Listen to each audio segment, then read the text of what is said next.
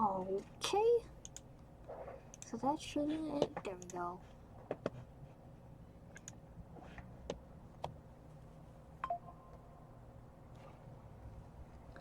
Let me make sure I have my chat up.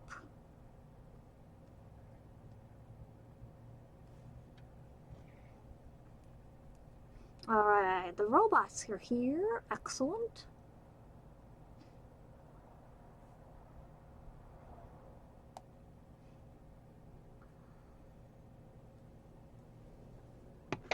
Perfect. I'm a little late today. That's alright. I was making sure everything was set up perfectly.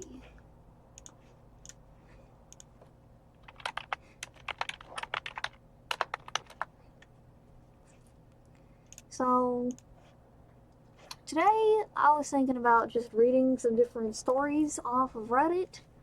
I was hoping people would send me some specifically to read. I don't think anybody had any they wanted me to read yet. That's fine. My screen is so bright. Hold on, let me turn on the strengths of the...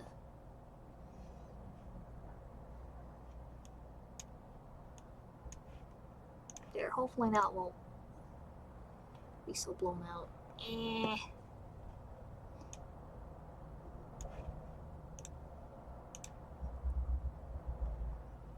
That should be better, right? I think. I don't want to be orange. So I'm just going to the best of Redditor updates. And gonna check out some stories on here. Hold on, let me tell my roommate that I am live.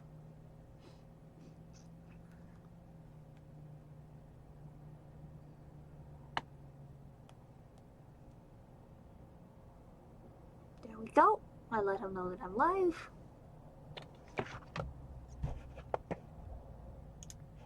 Yeah, the screen's making me look...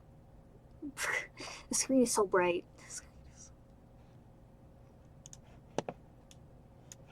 There we go, full orange.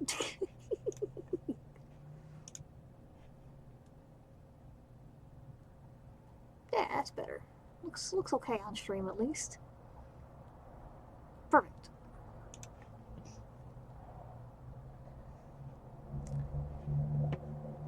I guess I'll just start with the first one. Mother-in-law basically kidnapped my baby. How does that work? Original post. We should read the original post. So this is Beyond the Bump, a place for new parents. Okay. And it's posted by TW5676. Need some water.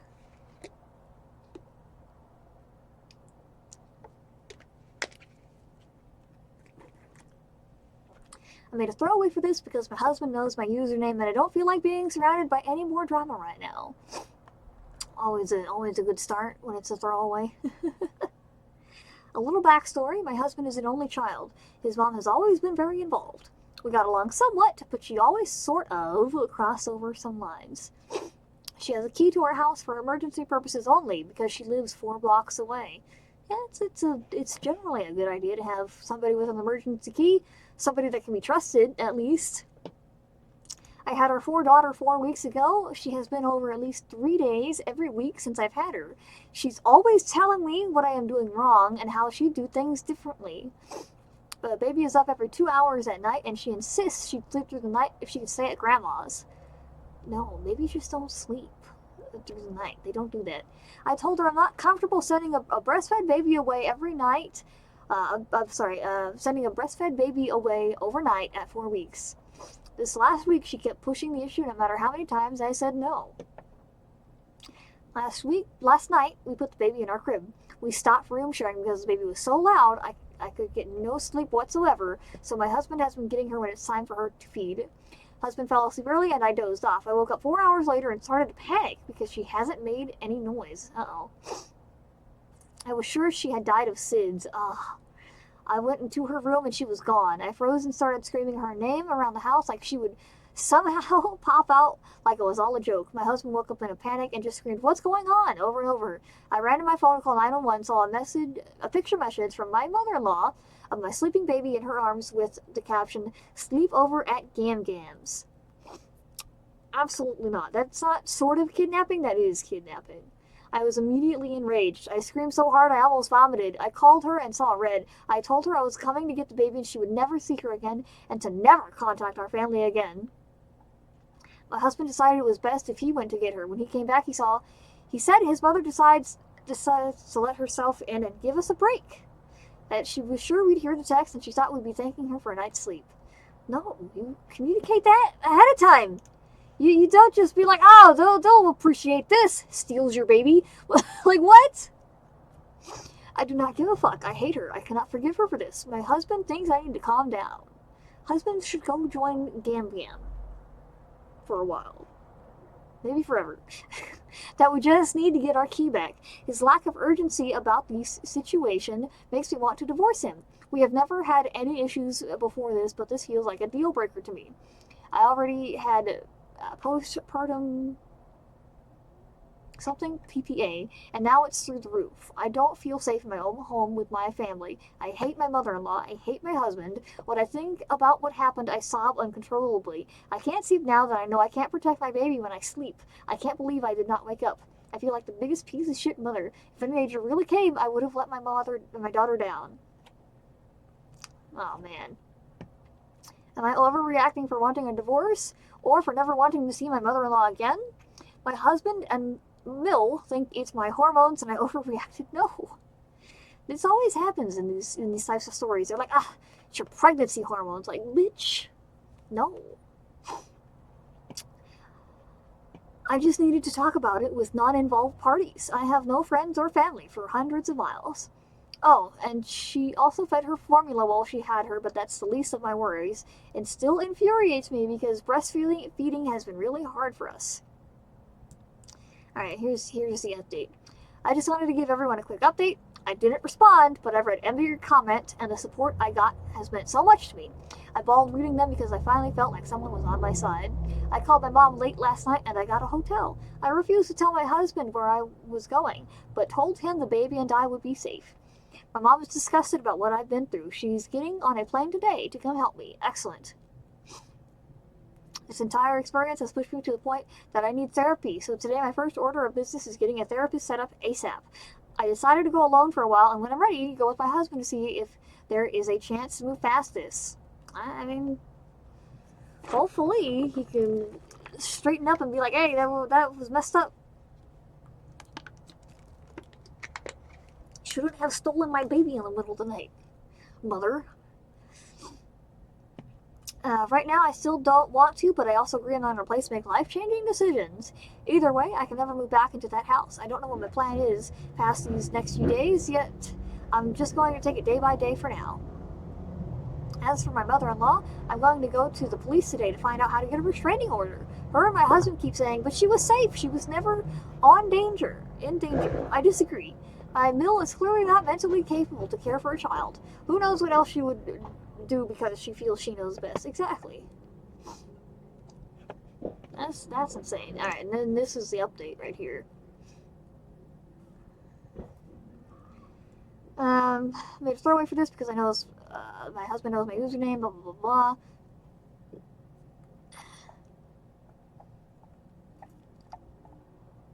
There we go. Now here's the update. Okay, so they put the original here and then the update down here. Got it. I want to thank everyone again that thought about me after my first post. These past 2 weeks have been crazy for me emotionally, but I saw a request for an update and wanted to let everyone know what was going on, even though it's been generally uneventful. I got so many messages and comments with support that meant so much to me. So soon after I wrote that post, my mom had arrived to help me get through my anxiety and support me. By the time she was here, I was in a hotel and still had not slept. It was going way too long without sleeping, and I think the deprivation of sleep was making me crazier. 100%, that will do that. She came and sat with me while I slept. It was the most helpful thing anyone could have done for me. My husband asked to talk, so I agreed to meet with him. He apologized and said he realized I was right. There you go. He pulled his head out of his ass. His mom had severely crossed the line and that It was hard for him to accept his mom did something so wrong, so in his head, he was telling himself it was not that bad, and that if the baby wasn't hurt, then no harm was done. But he wasn't thinking about the hurt done to me and my feeling of security. He said he changed the locks on the home and would support whatever I wanted to do with his mom. He said he was willing to cut off contact for a while, but asked I not press charges. We left it at that for the time. I told him I'd think about what he said and keep in touch. Every time they say don't press charges, it just encourages one pushing the buttons and the boundaries to continue to do their behavior. Press charges! Shortly after this whole thing happened, I got a lot of texts from his family supporting me and letting me know that they were so sorry about what happened, and no matter what, my baby and I were family and we have their support. That meant so much to me. People were finally backing me up, and it gave me some peace of mind. A few days after seeing my husband, we met up again. He had a letter from his mom. Okay. I'm going to check something real quick. He had a letter from his mom. I thought about just throwing it out, but I decided to read it. It was a very long-winded apology. It basically said that she is sick about what she did. She said if someone did that to her when her husband was young, she'd want them to die. She is terrified about losing me. No, she's terrified about losing access to her grandbaby and son. She is terrified about losing me as a daughter-in-law and her grandchild. There it is. So now she's saying she's terrified about losing a grandchild. But she's going to keep her distance. In parentheses, it should say for now. She asked me to reach out if and when I am ready. I still haven't reached out to her, and I don't know if I will. I feel like her letter may be genuine, but I don't think I will ever trust her again for obvious reasons. I feel like if she sees it as an easier to have to ask forgiveness and permission sort of thing. I'm in a hard place trying to decide how to assert my authority as a mother without alienating my child from people who love them. I don't want my forgiveness to seem like weakness and in the end put my child in more situations like this. I've been getting help with all this in therapy. I have started twice a week. Right now, the general guidance I get from my therapist is don't make any big moves yet, such as divorce, moving long distances, cutting people out, etc. So I'm taking it day by day. I make sure my husband sees our child every day. We don't talk about the state of our marriage yet. I told him when I was ready, we will talk. He's respected that, and it's made a huge difference in the hope I have for our future. So that is really it. There wasn't really any dramatic blow-ups or legal action. There are still a lot of unanswered questions for me, but this time has been one filled with self-discovery and support from a lot of unexpected places, and for that I'm incredibly grateful. TLDR, thank everyone for your support. Taking life day by day. I love my baby. Alright. I would have called the cops and changed the locks regardless. She didn't basically kidnap the baby. She kidnapped the baby. This is the literal definition. Exactly. That was kidnapping. Bill didn't have permission to take the baby. Took the baby. That's kidnapping.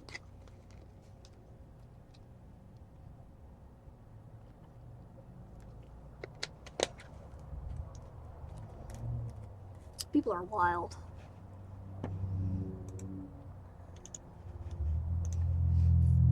Alright, so this one is for a throwaway. This is a 32 male writing the post about his 29 female wife. They are fighting about a colleague who's 22 female. She thinks it's inappropriate. I think she's just being possessive. Editor's note, NG equals new girl, trigger warning, possible workplace harassment, possible controlling behavior, possible neglect. What? Okay, so original post. Edit. I know this is long, but it's necessary. My marriage might be on the line. Help a bro out. Alright, so I feel like this could go either way. Because ladies do tend to throw out hints that guys don't always pick up on. Because we're so mysterious and elusive. It's like trying to catch a unicorn.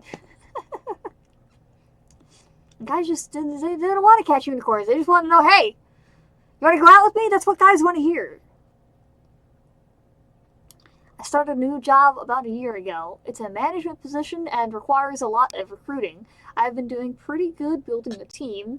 I need to in order to advance further, and I'm so close. I make great money doing what I do, and I have been able to give the wife and I much better quality of life as a result, okay? So things are on the up and up. Cool. Anyway, one of my recent recruits is a young female. Why are you referring to a lady as a female? She's a great addition to my team. She brings in awesome numbers, very teachable, and all around just fun to have in the office. And yes, she's very attractive, but I'm faithful and love my wife and would never do something inappropriate. The wife hates her. I'm not used to this from her. I've had female friends and colleagues in the past, attractive ones too. It's never been a problem, but this girl, holy shit, we've been fighting constantly now. Okay, so let me double check the ages here. There's not that big of an age gap between the wife and the colleague. I don't know. So I was thinking, like, maybe if the wife was like slightly older, she would be worried about getting replaced by the colleague. But the wife isn't that old. Maybe that's still the concern. I don't know. Because that happens, when one spouse gets successful, they trade in for a younger model. Part of team building and keeping your team is being social with them. This is encouraged by the higher-ups, who even cover the cost of night outs to hang out with your team in an informal setting. We encourage team members to bring their spouses too. Well, like 3 weeks ago, we were supposed to have one of these nights. But we had 2 road trips going on, so most of my team was out of town. I only had the new girl and another new guy in town, and the new guy bailed. So don't tell me you went out with just the new girl. Normally my wife would come, but she was working. So it ended up being my new girl and myself. Dude, wife has already communicated with you that she doesn't like this new girl, and your response is to go alone with her somewhere. So it ended up just being my new girl and myself, eating wings and having some drinks. My wife called to say she was off and could come join, but I decided that since everyone was gone, that maybe she should sit this one. She said shit this one out because my new girl was really new and I didn't want to third wheel her. What? Dude! No! Wife called you to say, hey, I want to join dinner. You're like, no, I don't want to make the new girl feel like a third wheel. Wife didn't like that. Top it off, new girl thinks she's being funny and says loudly, come back to bed. Wife gets pissed, but it's unprofessional for me to fight with her on the phone in front of a new recruit, so I kind of cut her short and said I had to go. It's unprofessional for you to fight with her over the phone in front of the new recruit, but it wasn't unprofessional for the recruit to say, come back to bed? Excuse you, sir? I also, by the way, told my new girl that wasn't actually funny and it was also inappropriate. You should have told the recruit that while you were still on the phone with your wife. And I'd appreciate her holding herself to a higher professional standard in dealings with people related to our business in the future. Wife wasn't having it when I got home. Yeah, dude, you fucked up. And eventually in the berating, wife wasn't having it when I got home, and eventually in the berating, I said something like, she's not even attractive, you have nothing to worry about. Anyway, I only love you. She's still pissed, but calms down a little and whatever. Then, the following week, I'm talking to a few people in my office, somewhat informally. I basically told my team to get in here for a second to go over something. I only have 2 chairs besides mine in there, so those are taken. I have 2 people sitting on a low bookshelf in the back, a few leaning on the walls, etc. New girl comes in last, looks around, and sits on the edge of my desk, farthest from me. What? Just give your chair to her, so you can avoid that look. We have our meeting, everyone leaves but the new girl. She has a question about what I said. Naturally, she turns more towards me as she's talking to me, whatever.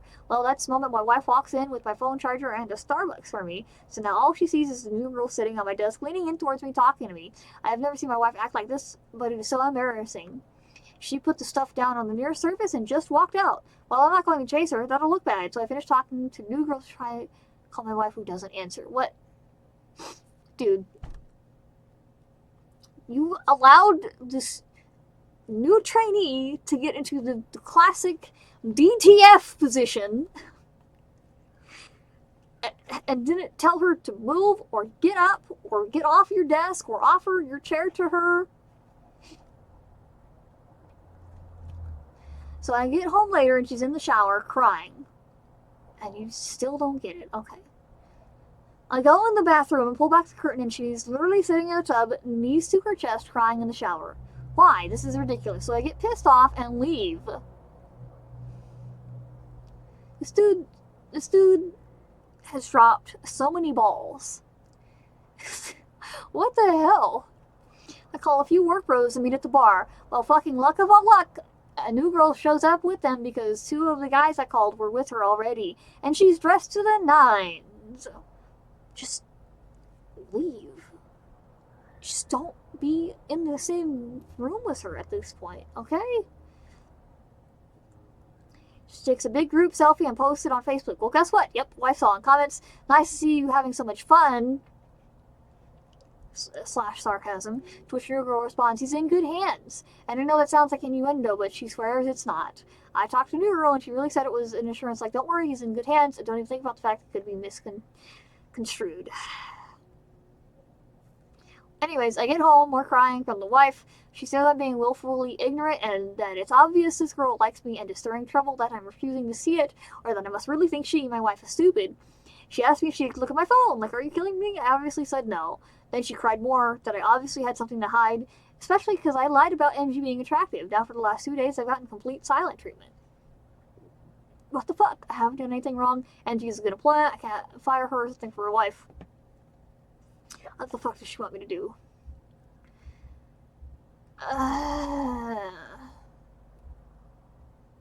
Nobody's asking you to fire her. Your wife is just asking you for a bit of separation from you and this new employee, and for you to listen to her. TLDR, wife is being crazy jealous over nothing. What the fuck do I do? And yeah, I hear you, but I really haven't been unfaithful. Just a dick. Okay, guys. It's clear you all think I'm, at best, the stupidest person alive, and at worst, some kind of monster. First off, I would never sleep with NG, and well, yes, I can recognize that she's physically attractive by most standards. I am not attracted to her. Especially not after all the fucking drama her very existence has been causing me. And yet you still get yourself into these situations. I'm not a bad husband. We've had 8 wonderful years together and have been through some pretty tough things before and come out stronger than ever. I've just never been in a situation like this one before. I'm pretty average looking. In fact, my wife is very attractive, and normally it would be me with insecurities, but I've never made my insecurities her problem. Thirdly, I'm willing to admit some of you may be right about what's going on. If it's so obvious to so many people, including my wife, I'm not arrogant enough to say that you're all wrong and I'm right. I mean, I posted for a reason after all, dude. You have been calling your wife wrong since this new person got hired. You're only breaking down now because everybody's ganging up on you in the comments. Finally, though, I'm still not sure how to proceed. We don't have an HR, as we're still a small office. It's basically my boss, 2 other people at my level, and our teams. Hey, Pomper!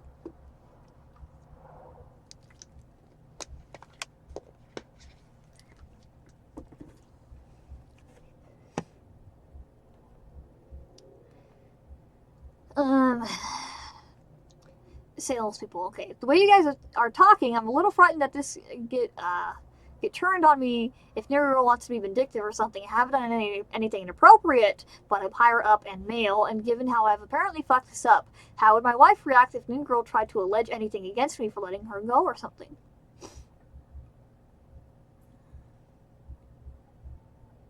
Oh no. My headphones are trying to die. Oh well. How you doing, Popper?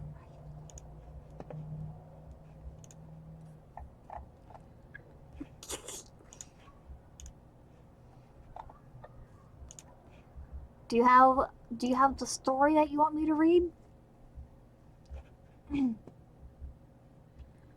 I think this is these are relevant comments. Preemptively report shenanigans to HR and it's in the bud now.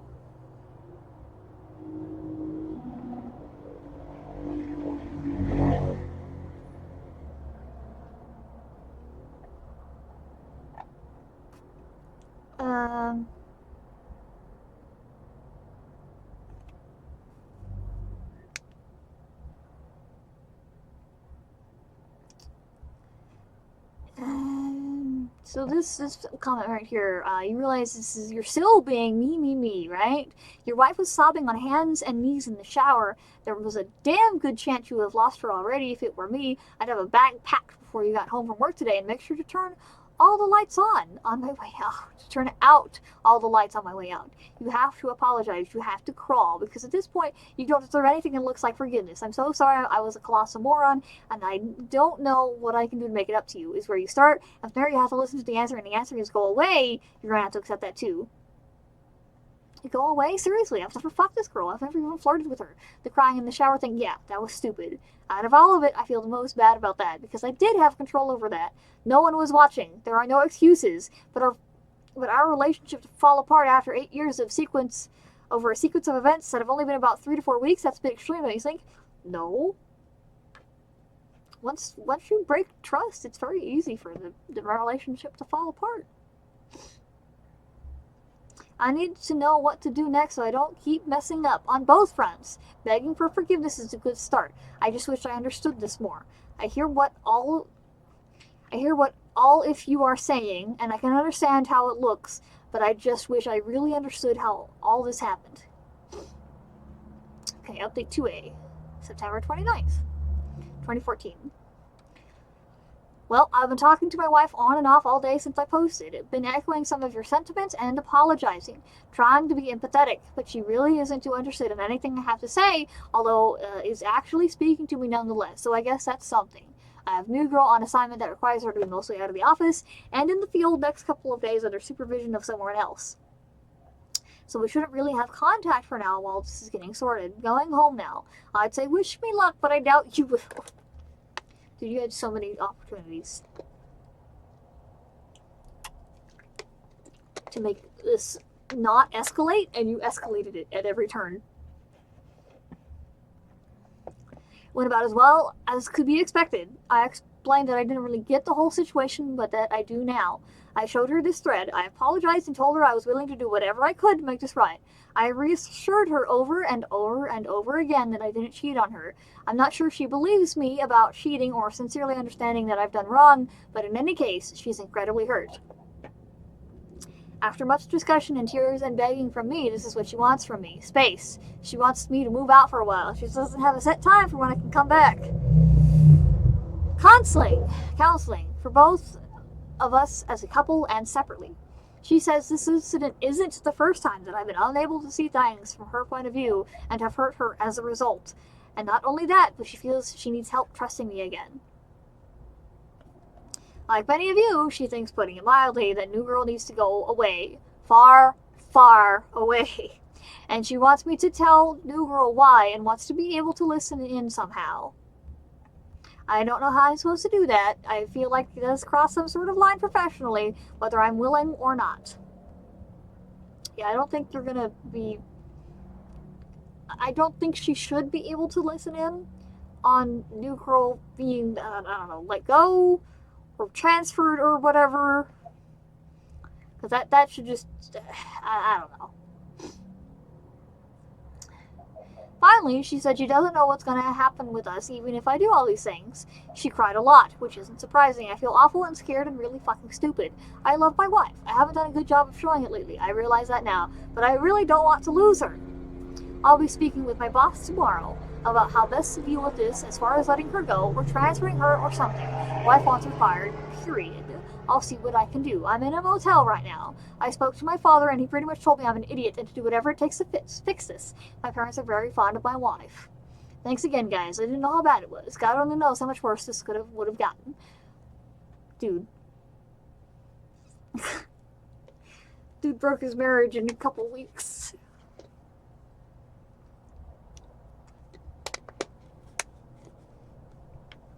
What the hell?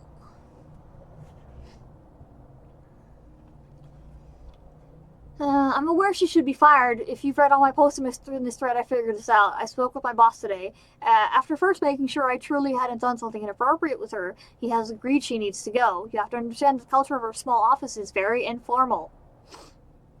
Okay? We all make off-color jokes and rag on each other and good around. Okay, but she was joking about fucking you. Well, you're married and she's making that joke while you're on the phone with your wife. That's more than just joking. That's just inappropriate. But at the same time, our images are important. I may joke around with you and be your buddy outside of work, but make no mistake, I should appear to you to also be serious about the business and have my shit together. That's why I don't like scenes or letting on about troubles in my personal life. My wife has always understood how this works. That's why when that very first inappropriate joke was made, I tried not to make much of it. I thought it possible that New Girl, having seen how the office camaraderie works, just thought she was being funny but failed. So as I said, I spoke to her about that being inappropriate, but didn't make it a huge deal. I also thought, given my wife's knowledge of how the office works and her being exposed to it before, that she might be overreacting. A major fail and error. I know that now. I was seeing things going on as isolated events, all with explanations, not as one entire fuck around like it actually was. I'm very embarrassed by my oversight as a professional and extremely sorry as a husband. He screwed the pooch on this one.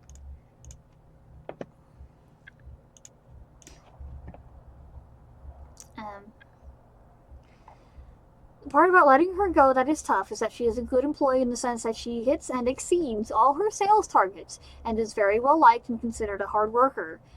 It will be very obvious exactly why she's getting fired given that. Now that I have a grasp of the situation for what it is, I fear, and my boss agrees, that she may be the type of person to make her termination messy. Given we're a newer office, this is problematic.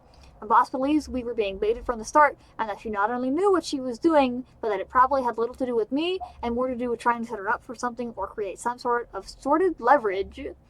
I have no idea. All I know is I have to fix this immediately but carefully. But the wife doesn't want careful. She wants swift, divisive action she can savor. I get that. I do. But that is the part I'm trying to figure out now. On the legality of recording the firing or the firing itself. Not in a state. I don't reside in the U.S. We don't think she has a legal leg to stand on. It's the court of opinion and the company's rep we're worried about. I told my boss if it came to that, I'd leave. I hope that's not the case, though, as my wife got me this job, and despite this incident, has been proud of my work here. I was injured a few years ago and couldn't work my labor job. She knew a higher up here and got my foot in the door with no experience.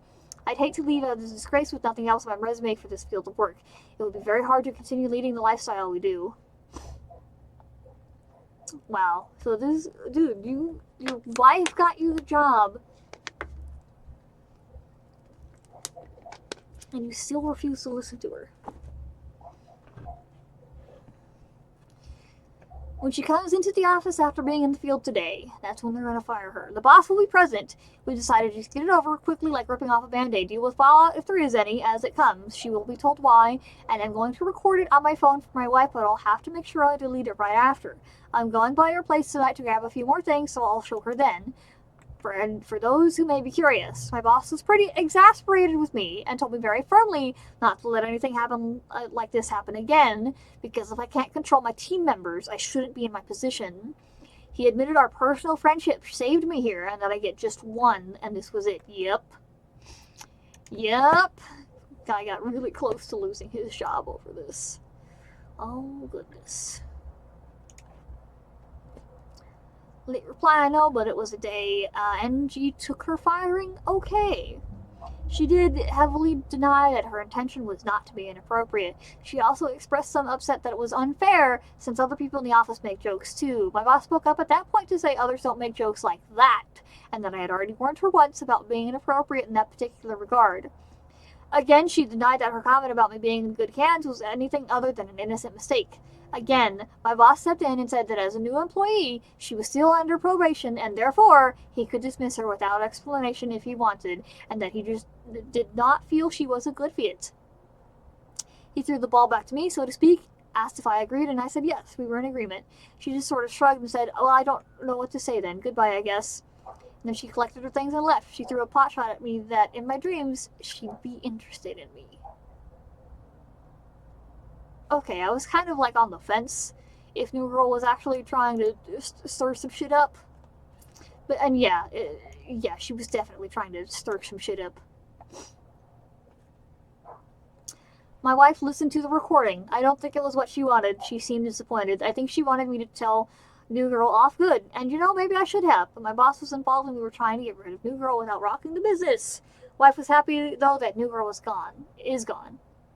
But then got kind of weird. I was confused because I thought that's what she wanted. She ended up crying and basically said she was still scared that I'd see New Girl. Especially with me staying at a motel. Who knows what I'm doing? She doesn't know what to think anymore. With me out of the house, she has to trust me. But right now, she doesn't trust me. So I said there was nothing to worry about. Like by saying that mattered in any way. And that if she wanted, I'd stay at the house, but in our spare room or something. That wasn't good either because she doesn't want me there right now. So I just admitted that I really didn't know what to do then. She said she didn't even know what she wants either. I ended up taking a beat to call my parents and ask if I could stay with them for a while. They said that was okay. My wife liked that arrangement more as well, I guess because then I'm supervised. I think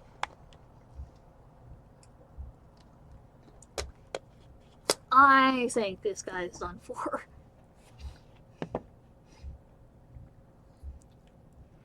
I try not to be insulted by that because I know I'm just in the wrong here, so I should just take it. While sitting on the couch talking, watching her cry, she asked me to just hold her. I had tried to earlier, but she pushed me away. Anyway, so I held her. We ended up kissing then, etc., etc. All if she fell in. But I was kicked back out shortly after to pack my things from the motel and go to my parents. She said she still loves me, of course, but that she's still pissed off and hurt and unsure of things, regardless of what happened tonight. And seeing how hurt she is and being so scared of not having her anymore, I'm really getting how much I've sucked lately, and not even just in this scenario. She's been really patient with me, and I've been fucking up. I reread my original post, and I'm actually embarrassed with how selfish I've been. Wow.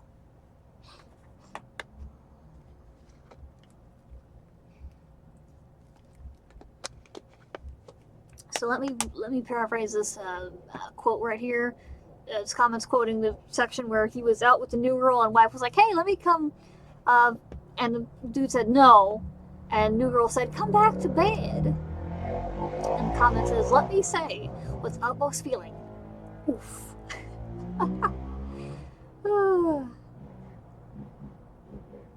And this line over here says, "I have never for a second distrusted my man. He's never given me a reason to.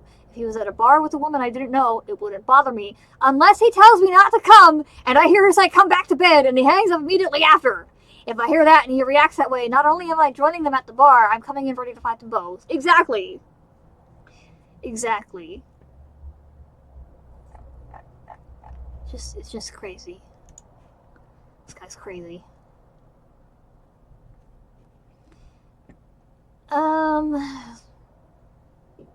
How did you break up your aunt's marriage? I want to read this. This is difficult to explain, and things are still hard. I, a 17 male, lost my parents last year. Oh. And I'm still going through lots of counseling, especially since I felt so much rage at the other driver that T-boned them. Driving recklessly with his phone out texting. My mother had siblings out of state, and her parents, my maternal grandparents, that lived an hour away. I am extremely close to the entire maternal side of my family, and they have been awesome at giving emotional support this entire time, even from far away. Turns out, my father has a sister, my Aunt Judy, 42 female, who lives in town, but has been estranged from my father's side of the family for years, for reasons I don't understand yet. Okay, this could go either way. The father's family is toxic, or that the aunt is cray-cray. Because he's close with the mom's side of the family, but he didn't mention the dad's side of the family. So aunt has been estranged from the family for years for reasons that I don't understand yet. Okay. My father's wishes hadn't been updated since whatever falling out happened, and my Aunt Judy was listed as the preferred person to be my guardian. Guys, you gotta update this stuff. She lived in town, and it would mean I could stay in school where I grew up. She seemed really eager as well. And I mean, I guess he's old enough where it's not too big of a deal. if a random woman comes and raises him to 18. I'm assuming that's the legal age where he is. She was married to Gary, a 40s male, who was an alright guy and worked at a counseling office, and even helped get me a referral to an awesome counselor who has helped me work through a lot of stuff. The problem is, Judy is a control freak. I show up, and she instantly said that I need to drop all my father's bad teachings. I take back what I just said. This is a terrible solution to him being raised by somebody. She tried to put me on an insane diet the second my foot entered the door. Gary got her to back off on the insane diet stuff, but it never ended. She kept bad-mouthing my parents. Send her to the moon! Why is she bad-mouthing your parents? First of all, they're your parents. Second of all, they're dead.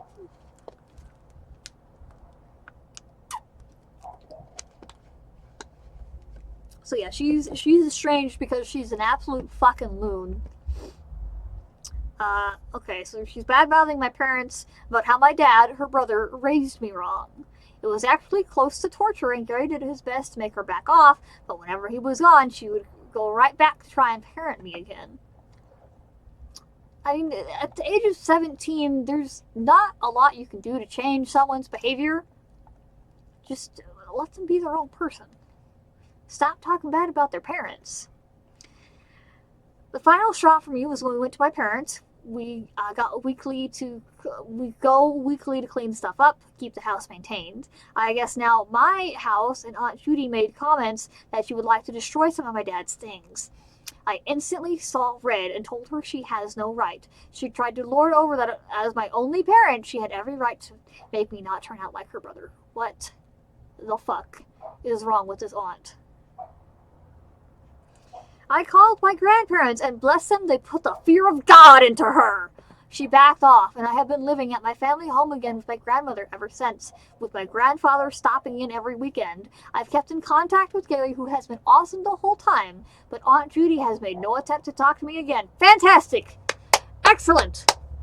You don't need to talk to Aunt Judy. Find out that Gary has started the divorce process, and our visits have become less frequent. Even though Gary has continued to offer support, I talked to Gary about this mess, and he admitted to me that if not for me being in the mix, he would never have known about how badly Aunt Judy would have acted with kids in the mix. He then said it is not my fault, and it was never my fault. He was actually grateful to me, and that I am a fine young man. Still, despite Gary's word, I can't help but feel responsible for being dumped into their lives, Aunt Judy's words, and disrupting their marriage by causing strife. I feel awful being even an indirect cause of their divorce, and wonder if I could have just tolerated Aunt Judy's behavior until I graduated high school. No. First, it's not your fault that Gary divorced Judy. Judy is a bat out of hell.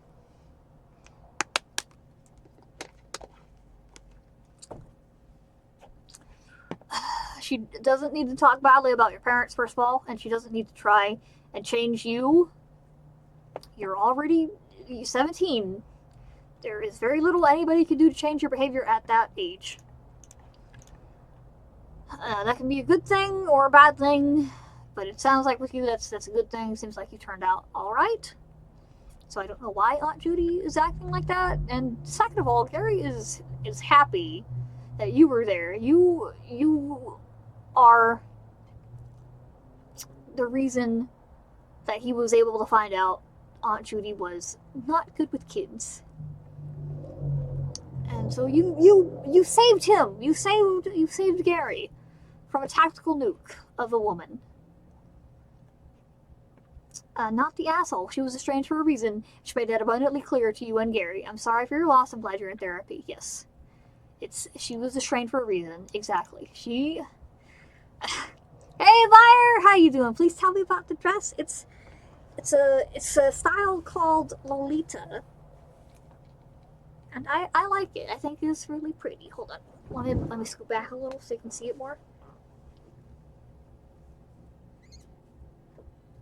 Yes. Lolita. No, Lolita. You love it? Thank you, Vire. I appreciate that. I've just been reading stories off of Reddit. Lolita, yes. I got it from Devil Inspired. Hold on, let me see if I can bring up the website. Oh.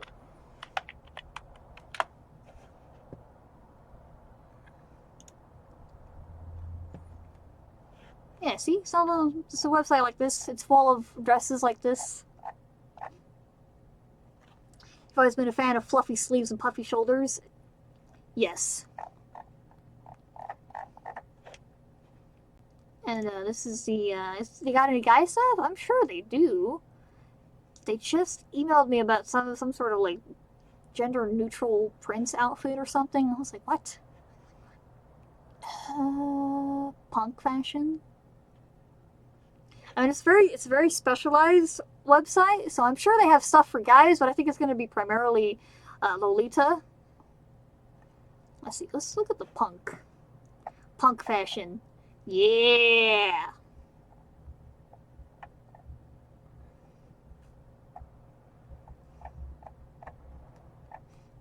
I don't know if you like punk, Vire. Them some thick shoes. Those shoes are thick with 2 C's. Look at that. Pumped up kicks. Look at those. Is this what they call platform shoes?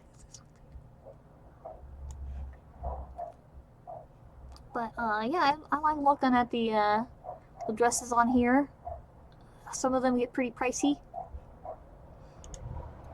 I think this is the pricey tab right here. It's a little pricey. Not as bad as some of them I've seen. Doesn't even look punk to me. Very gothy Lolita. Yeah, I mean, they do have different subgenres over here. Idol punk. What is idol punk?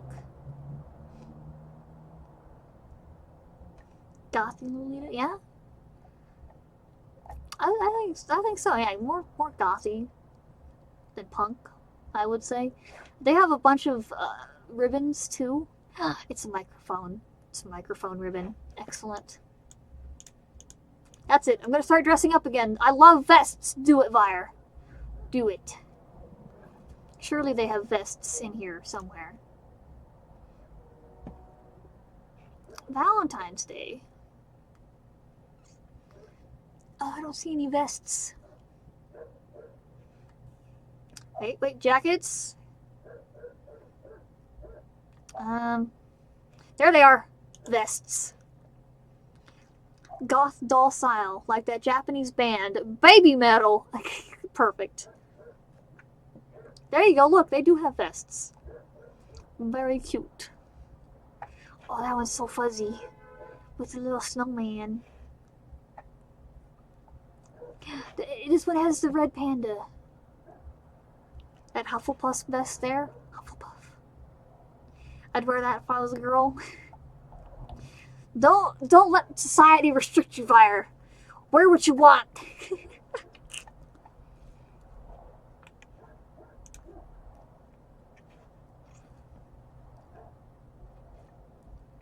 Let's see, where else have I purchased stuff from? That's true, I'm pretty gender neutral. Do it, Vire. Do it. Well, I'm like the devil on your shoulder, just going, do it. Do it. That one right there. Fourth from the left. Fourth from the left. This one. Oh, the screen goes dark when I change over to my other tabs. Interesting. Now I know.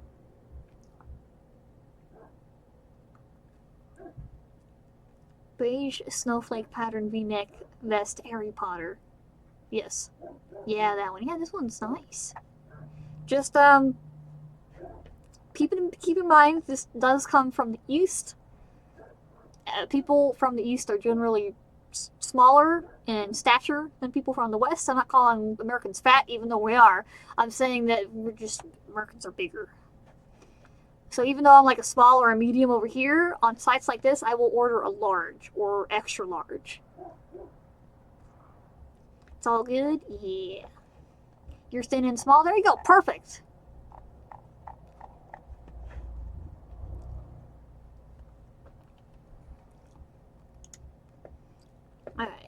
5'7" and 135 pounds. See, I'm 5'4" and about 130. I still order large. Like, this dress I'm wearing now was a large. So I think you should definitely go with large. Not saying you're fat.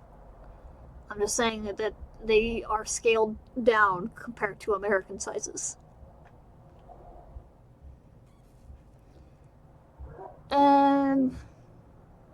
You've ordered from China before. It's hilarious. It really is. We gotta order large. Have you seen some of the store names they have? Plus, hold on. I can't type. Plus size store names in Japan.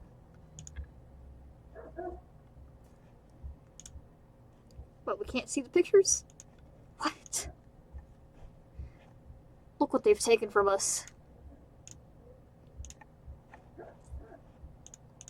Maybe it's here. Yes, there we go.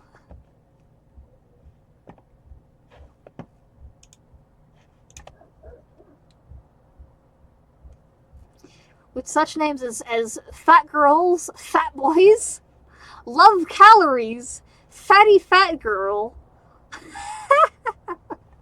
Meanwhile, I go to Target and even the extra small shirts are too wide for my frame. Moo moo! Oh, go back. Go back. Moo moo! Chubby man! Alright, Vire, you order from Chubby Man, I'll order from Moo Moo. Pig, where's Pig? Pink Piggy. That would be my store, Pink Piggy. Love calories. Brilliant. Apparently this is in Thailand. Love it. I love the brutal honesty. We need more of that. Because over here we get people saying, I'm not medically obese, and they're like 5'4", 300 pounds. You need to go to that store and take a selfie. Little fatty fat girl. So fat, they needed 2 different words to call you fat. Oh. So I've been reading Reddit stories. This one is about how this kid lost both of his parents, and he was taken in by his Aunt Judy, who's estranged from the father side of the family, and she turned out to be absolutely crazy. So her partner is divorcing her, and the partner's like, thank you so much for showing me what an absolute red flag Judy is. And the kid feels bad because he's like, I broke up the marriage, and everybody's like, no, you didn't. Aunt Judy broke her own damn marriage by being a dingbat. Reminds me of Let's Read on YouTube. Yes. Go for it. Continue the reading. Don't mind me at all. Don't worry about it, Fire. Reminds me of Let's Read on YouTube. Yes. The Reddit stories on YouTube. That's what I want to do. Is I want to start doing this regularly and then uploading the VOD onto YouTube. Your aunt added more trouble to your life when what you needed was stability and affection. You didn't break up their marriage. It turns out their marriage was based on a lie, that Judy appeared to be a decent human being, and Gary is now correcting that. Judy destroyed her own marriage, and unfortunately, you had to witness it. Sounds like Gary's a good guy, though. I hope you can keep him in your life. More supportive and caring people always welcome. Yes! Update number 1. Someone sent me a private message with a link to what was supposedly my aunt's post from months ago. It was deleted, but the comments from the comments it mentioned things that did happen, like my aunt's die-hard vegan diet and my father's gun safe. Oh. Last night, I contacted Aunt Judy for the last time. She sounded like she's been angry 24/7 and didn't know how to stop being angry. She blamed me for her marriage's collapse. She blamed my father, her brother, for being a little shit. Wow. She cursed out her dead father, my grandpa, for raising us wrong. She blamed Gary for not backing her up. She even cursed out my mother and her parents for raising a little psycho. Me, I guess. I have no memory of this woman until I moved in with her half a year ago. I was told she was around a lot before I was 5, but I literally can't remember a thing about her. Now I'm glad my only exposure to her is only half a year. I told her I wish she would be happy instead of angry, and that just got her screaming some more until I hung up. I will never talk to her again. Good job, kid. Don't talk to her. Not worth your time. More comments. We're going to go to the update. Oh, this is a recent story. Jesus, I didn't even realize it. Last week I got off the phone with my, I guess no longer Uncle Gary. I would still call him Uncle Gary. He can be the uncle that you keep in your heart. His family is not necessarily blood relations or marriage. His divorce terms with Aunt Judy has been finalized. Excellent. And now they wait out a clock or something like that. Oh yeah, they probably have a separation period. Some states have that where they won't. Uncle Gary is a chill guy. Yeah, he's just a chill guy. Exactly, Pumper. Some states have a separation period where you can't get divorced until you've had time to think about it or something. I don't know. I'm not a lawyer. It's stupid. Last night, Aunt Judy showed up and dumped a garbage bag of items I left at her place, like the hot plate and skillet. The hot plate smashed and the skillet mostly unharmed. We didn't talk. And my grandpa wants to get stuff like legal guardianship and a restraining order in place, but we only have about a year to wait until I turn 18. Honestly, if you can avoid dealing with it, just avoid dealing with the legal guardianship. And hopefully Judy makes herself scarce so you don't have to deal with a restraining order. Trying to deal with paperwork like that is such a pain in the butt. It's just so much red tape, and honestly, by the time you do get it all sorted, you'll probably already be 18. That's just how it works. Despite the dumping of the trash bag, my Aunt Judy has stayed far away and seems fearful of my maternal grandparents. Overall, I'm doing better, and I'm not seeing the therapist as much, and I'm trying to figure out where I should go in life. Yeah, honestly, if she's staying away, you probably don't need the restraining order. And they probably won't grant it if she's staying away. I mean, that's just how that's how the cops and the system is. Yeah. Sorry for your loss, LP. Why am I infatuated with these stories? Because it's juicy drama that you're not involved in. It's a big steak that you can eat, and then once you're done, you put it aside, and that's it. You're done. You didn't have to prepare it. You didn't have to slaughter the cow. It's just right. It's spill the tea. You're spilling the tea. Comments are saying she's a narcissist. As a little kid, you'd hear when you point at everyone else, you have 4 fingers pointing back at you. Yeah. Aunt made a conscious choice to take an OP too. Yeah, and she was complaining about it. I don't know. This woman's crazy. Don't. OP is Little Hunter 119. Sorry for your loss, Little Hunter. Don't worry about Judy. Just Gary seems chill. Uncle Gary. And it was not your fault that the marriage failed.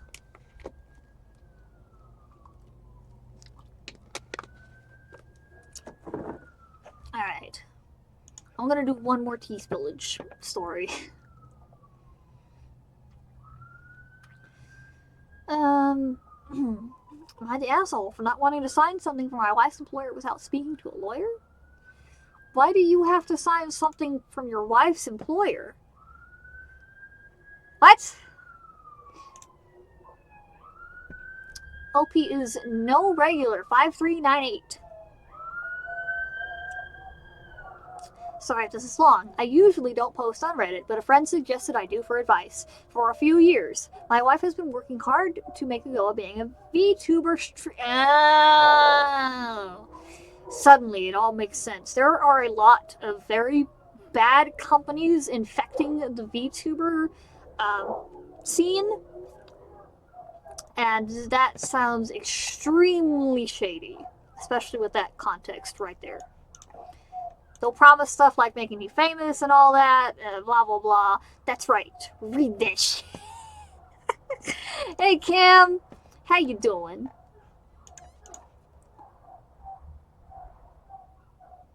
Alright, so, okay, so let's press on. She had her own little character, got a bit of a following, and ended up getting another character to stream as with a talent agency that specializes in that. I'm only vaguely familiar with this. I know there are massive agencies. I don't think hers is a very popular or big agency, although it does have a large following online. So far, it's been going really well. She's been able to make it her full-time job and seems really happy with everything. I am too, and am immensely proud of her knowing the level of dedication she's put into it. Don't talk to me, read that shit. Got it. Oh yeah, it's always nice when you can make your hobby a full-time job that you can live off of. Every single agency is a scam. I think that's taking it a little far. But I've never dealt with an agency, so I don't have any first-hand experience to go off of. About a month ago, I got a weird email from someone claiming to be with this talent agency. Verify with wifey at all that this is the actual talent agency reaching out to you. I didn't even notice it at first. It went to my spam box. It was worded weirdly and something seemed off about it, so I didn't pay any mind to it. I figured it was spam because I'm subscribed to my wife everywhere possible and the talent agency. However, I then got another one and another one asking me to respond as soon as I can. Okay. Okay, he's bringing it up to the wife down here. Okay. There might be some, and this isn't a bad thing, there might be some ESL going on, which is an abbreviation for English Second Language. That might be why it's worded weirdly.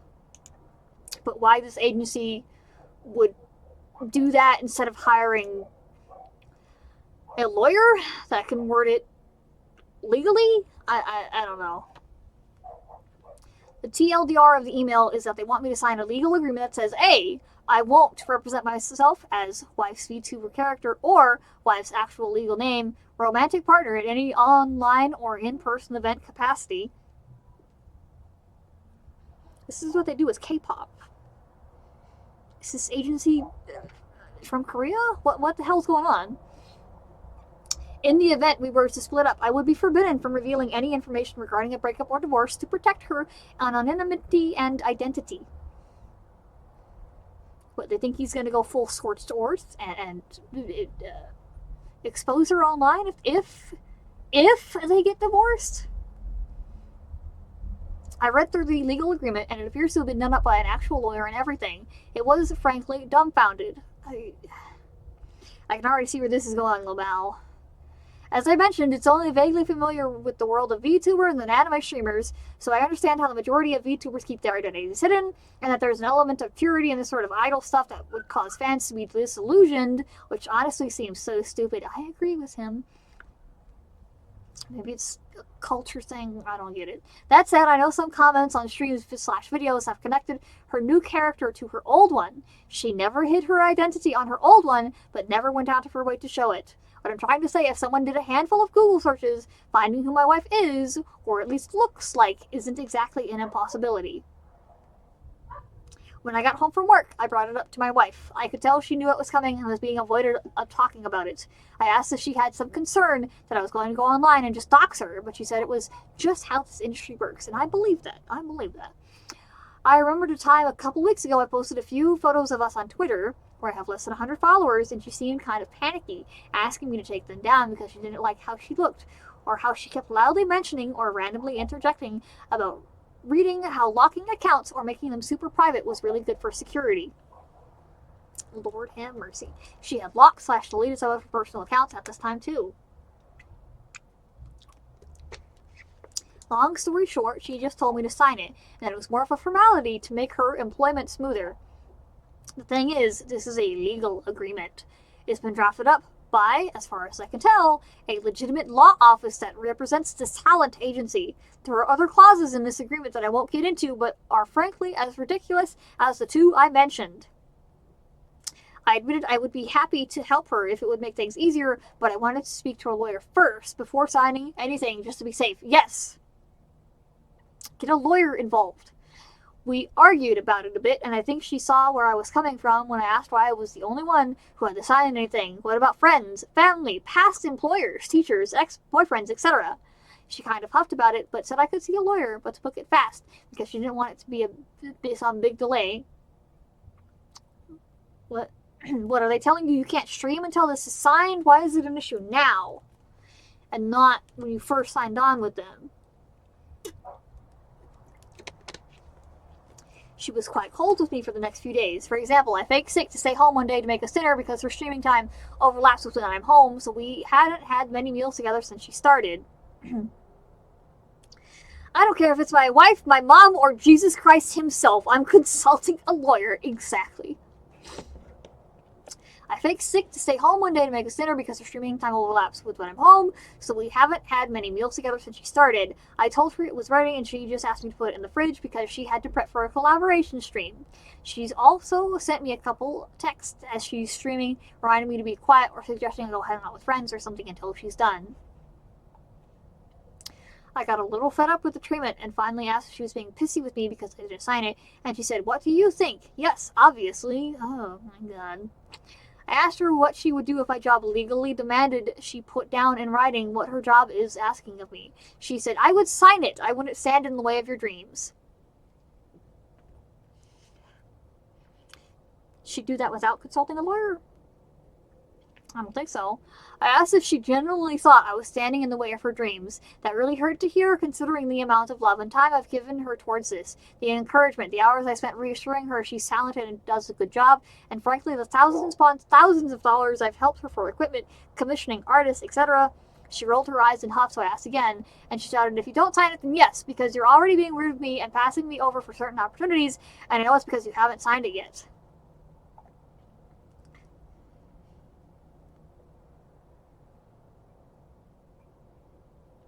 Yes, that's exactly it, Pomper. That they mentioned that earlier in the story with idols. There's a certain purity thing. Hold on. Yes.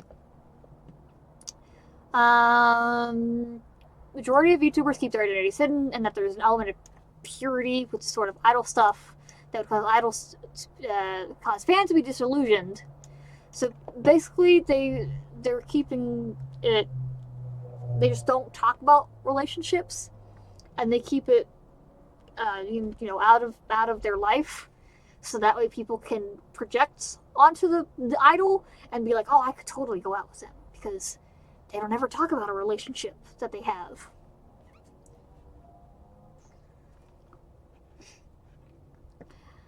I have a meeting with a lawyer next week to go over it, but I'm getting pretty guilt tripped by her and her parents for not blindly signing it. Our friend group was split down the middle, but the general consensus is it would just be easier to sign it to make her happy. I don't think it's unreasonable and want to consult a legal professional over a legal document, but maybe I'm not that good of a husband after all. So am I the asshole here for wanting to consult with a lawyer on this? Result. Am I the asshole doesn't have a voting bot, but majority of Redditors commented not the asshole. Yes. The fact that she knew about it but didn't sit down and talk to you first indicates that she isn't to be trusted in this matter. You need your own lawyer. She should have her own lawyer as well, not just trust someone who works for her agency. Yes, this commenter has it spot on. Yeah, don't just randomly sign. He is not the a-hole. He is innocent.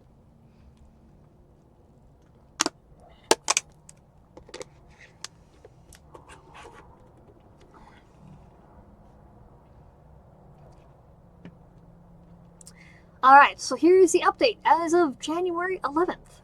To answer a lot of people, yes, I saw a lawyer. It was an interesting meeting. The lawyer read through the whole thing with a smirk and said the only benefit of signing this would be keeping your wife happy. I wouldn't personally sign it, but if you do, and it comes to it, please let me represent you because this is hilarious.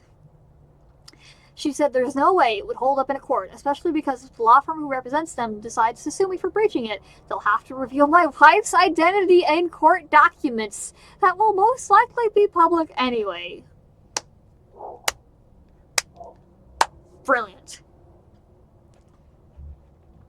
Instead, she contacted them on my behalf seeking clarification on what happens if any part of the agreement is broken, as it's not stipulated, and if I'm to sign the agreement, what sort of compensation would I receive? I didn't sign it in the end, but I've told my wife once the lawyer hears back and they recommended it, I would.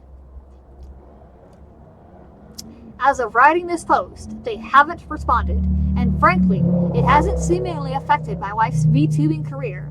Things with my wife are still pretty rocky. To address a couple comments, she does actually earn quite well off streaming, donations, subs, etc. Slightly less than she was making at her previous job, but enough to still contribute to the household and live comfortably. Then what's the issue? The lawyer said easy fucking money. Exactly. I don't understand what the issue is with the wife here. You still have your account. You're still getting donations from your fans.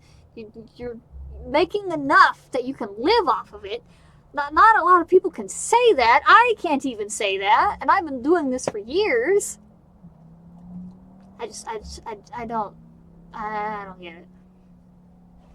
That said, she won't speak to me about it anymore, though. She's fine otherwise, but if I ask her how things are, I'll get a brush off, a fine, or occasionally, you don't care, you don't have to keep asking. I'm still rooting for her, and she's still growing every time I check her channels or social media. She's on the up and up. What is the issue? She's doing streaming events and collaborations with other VTubers. She seems happy with it all, and that's enough for me. I know her last job was soul-crushing, and she's worked really hard. If she wants to be cold with me about it, that's her call. I'm just happy she's doing something she loves. That's it. Boring update. I know. Sorry. I mean, no, it's not a boring update. It clarified some things.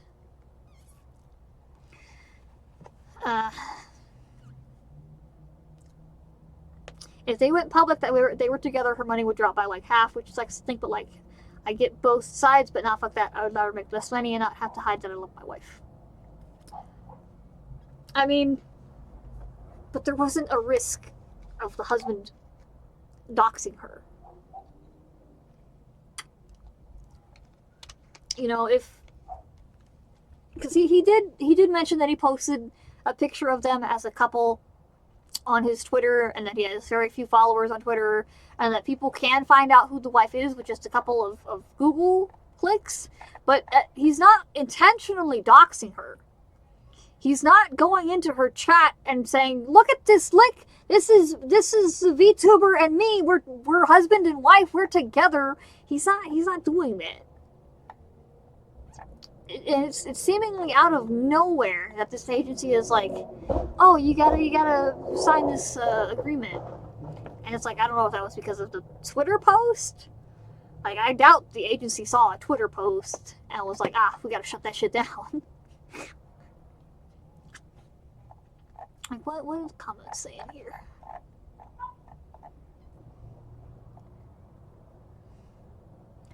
VTubers aren't just video game streamers, they're also expected to sing and dance. Most of these songs are covers created by VTubing adjacent producers. And when they don't do covers, VTubers are usually commissioned an original song. I don't know about any of that. My wife blew up over a document that ended up not even being important. Still holds a grudge and now brushes me off. But it's fine as long as she's happy. That's not a boring update, that's a sad update. Yeah, I don't... It's out of nowhere, but if someone managed to connect to it, could devastate her career. It could. And you know the easiest way to avoid that? Delete the old account that she's no longer using. Because that seems to be the weakest link. Where did you mention it?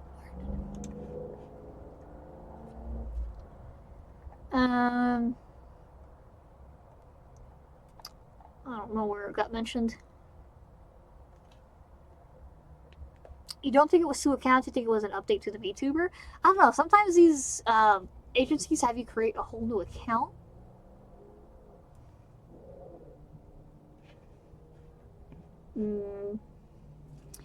I know some comments on stream/videos have connected her new character to her old one. She never hid her identity on her old one, but never went out of her way to show it. So I guess it's not explicitly saying it's an old account. It's an old character.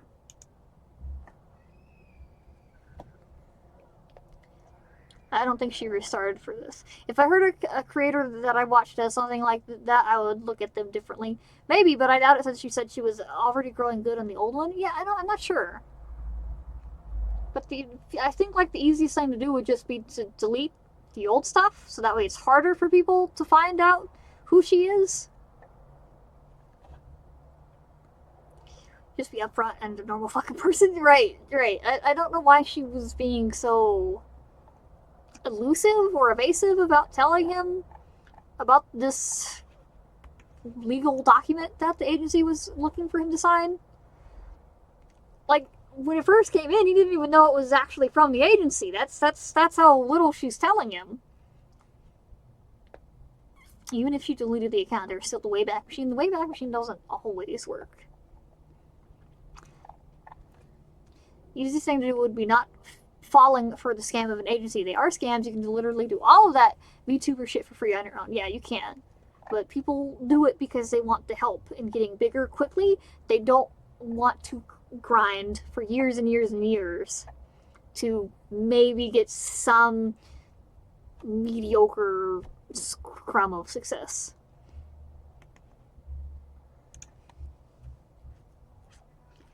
And yeah, it's a sad update, man. He's just like, my wife's mad at me because I didn't sign the thing, but she's living her dream, so I'm happy. Man.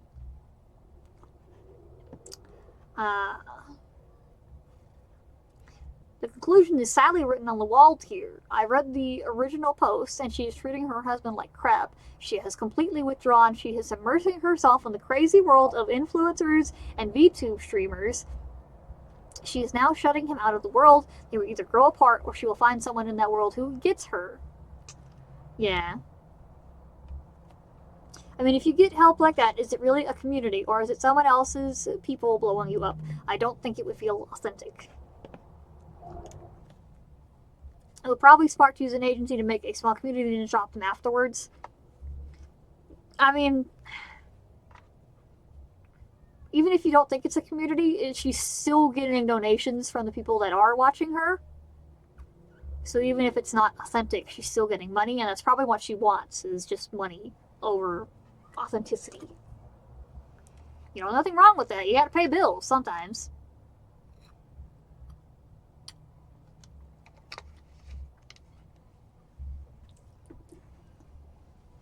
Sometimes you just gotta prioritize getting that bag. I stream because I enjoy it. Fuck money? Yes. I mean, that's what I'm doing. I'm streaming because I enjoy it. But some people, you know, they need the money. I'm not gonna talk smack about somebody because they're trying to get money. You know, gotta do what you gotta do sometimes. Speaking of, you'll have to go donate to me, Slick Cam. We're talking about the live shower streams, right? What? What are you talking about, Fire? I kind of do it for both, but I haven't streamed in a while. Yeah. Gotta get on that grind set, Pomper. I've heard of the what do you call it? The bathtub streams. I didn't know they had moved on to live shower streams. Pomper apparently loves those. All right, next story.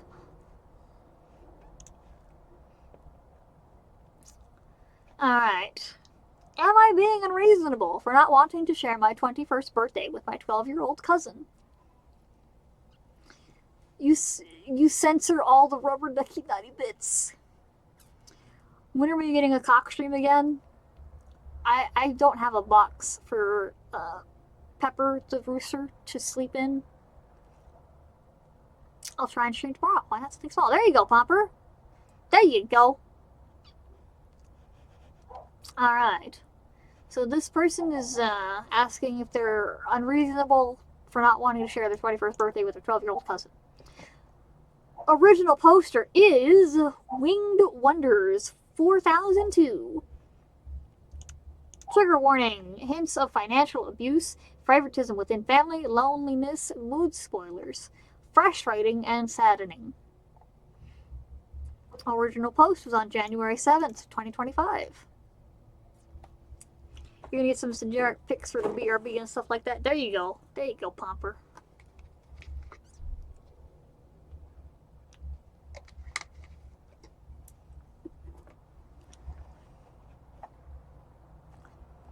Okay, so here's the original post up here. Get stream deadlock or something? Nice. My 21st birthday is coming up, and in the past, I've usually kept it low-key. This year, though, I was looking forward to doing something for myself. I plan to celebrate with my mom and her boyfriend since we're temporarily living in his house, and he offered to take me out for dinner. However, I found out my cousin, 12, turning 13, has his birthday on the 11th, and my mom suggested... Man, what are you doing?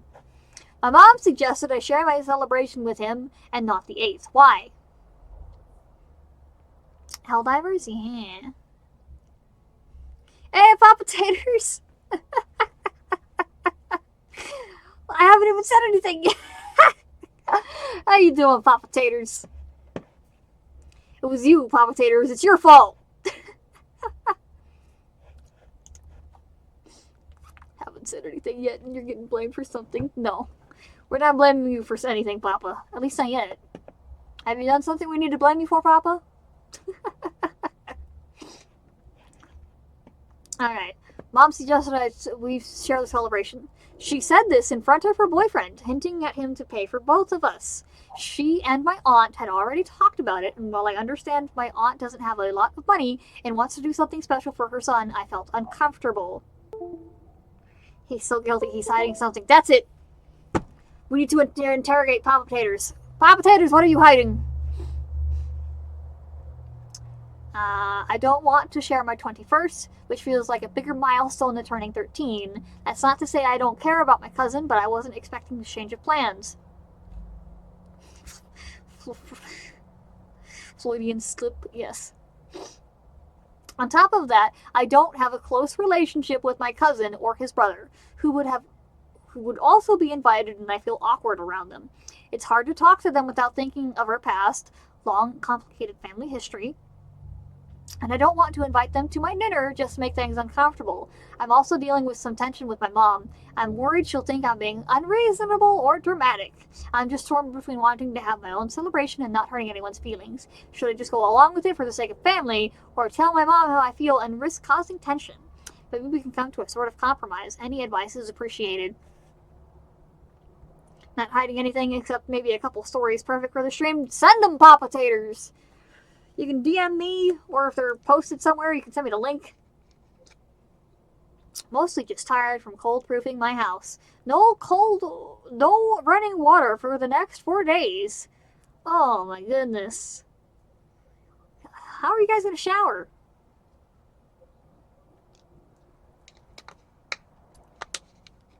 Depends on what the past history is, in my opinion. If you have a complicated history with anybody, I feel like that could easily be a synonym for toxic. Maybe I'm wrong. Maybe I'm just jumping to conclusions. But OP is saying that them being around would make their birthday uncomfortable. And nobody wants an uncomfortable birthday. We won't. Oh, y'all gonna be stinky. But that's okay, because smells aren't real. I'm sorry, Papa Taters. Oh, I hope you guys get through the next 4 days quickly. And, that everything goes well with the cold proofing of the house. How cold is it right now? Over there. Over here in Compton, what's the Compton temperature? 54 degrees. So, to me, that's cold.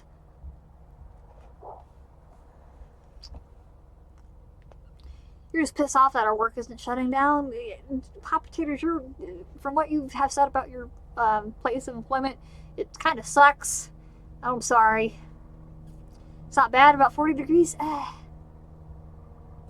You don't think anyone over the age of 18 should have to share their birthday with anyone, regardless. Exactly.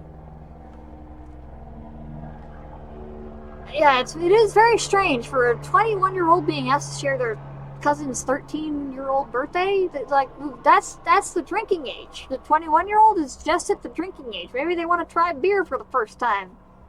First time. It's first time for some of y'all at 21, okay? It's gonna get down to about 20 degrees for a couple days. Legally. Yeah, the legal first drink. There you go.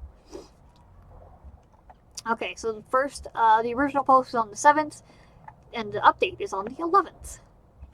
Okay. And Canada, it's 18. Get out of here, Canadians! I'm joking, Fire. You and Popcorn can go out drinking then. Popcorn just turned 18. Actually, where is Popcorn? Oh, shit! You and Popcorn are gonna get crunk. Maybe that'll help with his knees. I mean, sorry, her knees. Alright, update. Following my original post, I talked privately with my mom's boyfriend, who agreed it wasn't fair for my mom to make decisions about my birthday without my input. Yes! W boyfriend! Yes! Go drink with our resident future lawyer. Yes. He was also uncomfortable that he was expected to be paying for my aunt and her kids at this expensive dinner place. 3 inches of snow in South Louisiana. Let me tell you about something about Cajuns. We can't drive. Every time it rains, ambulances are rolling. Snow, this might be the extinction of the Cajun race. Even here at the States, if your parents allow it, you can legally drink, but nothing crazy, though. Isn't that like, I think that's a per state rule, maybe. I don't know. When I addressed this with my mom, she blew up at me. She later got mad at her boyfriend, said we don't need him and can pay for all of us without him there. Oh, now you want to pull the strong, independent woman card? Uh-huh. She said I misunderstood and insisted the dinner was meant to celebrate me, just coincidentally on my cousin's birthday. That makes 0 sense! This doesn't make sense to me, as I felt it would still make my cousin uncomfortable and take away from his day. I suggested celebrating my cousin and to make the day about him, but she said that would offend my aunt and her place as a mother by trying to tell her what to do and how to celebrate him. If you were my aunt/uncle, would this be offensive? She said I was being ignorant and thinking like an American? Since in our culture, sharing birthdays is supposedly an honor and that I just don't understand, maybe we have a culture differently mentality as I was born in America. Okay. So you have a family background that is not in America. Totally fine. However, you were born here in America. So you are an American. You are going to think like an American. What is her point? If you were in your culture's country of origin and you grew up there and suddenly you went against the cultural grain to be like, I don't want to share my birthday, then she would have a leg to stand on. But you're born in America, you're American, because I'm assuming you were raised here, because you said you were born here, so you're an American. Of course you're going to think like an American. What? The conversation escalated, and she brought up unrelated issues and things from the past, compared me to my father and in a hurtful way, and said I always make things complicated, similar to people with NPD. She started crying, and I started to feel bad. Manipulation tactic 101. Cry when you don't get your way. And I started to feel bad because I could tell she was hurt by what I said and genuinely thought she was trying to do something nice. I know her intentions were all good, but I wanted her to see my perspective and she just couldn't. So it ended with me canceling my dinner altogether to avoid further drama. She shouted at me to get out of her face on my birthday and didn't acknowledge it hasn't even congratulated me since. We're both acting like nothing happened, but honestly made me sad. I don't want to share my birthday. Mistake number 1, keeping peace and not immediately shutting the shit down. Mistake number 2, feeling bad. I mean, this is a kid, right? This is not a kid, a barely legal adult. For her next birthday, get her a plunger, which clearly loves bringing up old shit. Damn, Papa Taters, tell him. So genuinely thought she was not trying to do something nice. She was trying to be controlling, right? She did not have good intentions, which you can tell because after you brought up your perspective with her, she got mad and then started shouting at you. And then even after you both had time to simmer down and calm down, she's still attacking you. I let my aunt know last minute that we wouldn't be going out for my cousin and I's birthday because my mom's boyfriend wasn't comfortable paying, which I felt guilty for because she had already told my cousin. I'm not too sure if she felt upset by it. That's not your fault. In the end, I made last-minute plans for myself on my actual birthday. I went to a museum, shopped, and treated myself, then had my first legal drink. Yeah! I tried to focus on enjoying my day, but I'm left wondering if I handled things wrong or if I should have approached this differently. My mom's boyfriend said the original plan was just for the three of us to go out and celebrate me, and said that he's still open to doing that whenever I'd like. Should I still take him up on the offer? I'd love a nice dinner outing with him, but I'm feeling kind of awkward around my mom right now. Also, ever since my plans on my actual birthday didn't include him, I can sense he's been acting a little passive-aggressive around me as I basically declined his offer. So maybe it will help defuse things. So now the boyfriend's being passive-aggressive with you? Jesus Christ, everybody around OP is a fucking asshole. Like, what the fuck? That's a real shitty thing to do to your kid. Bet the boyfriend will dump mom soon. Yep. Yeah, where's OP's dad in all this? I feel like there's a reason the dad's not around, and that reason is the mom.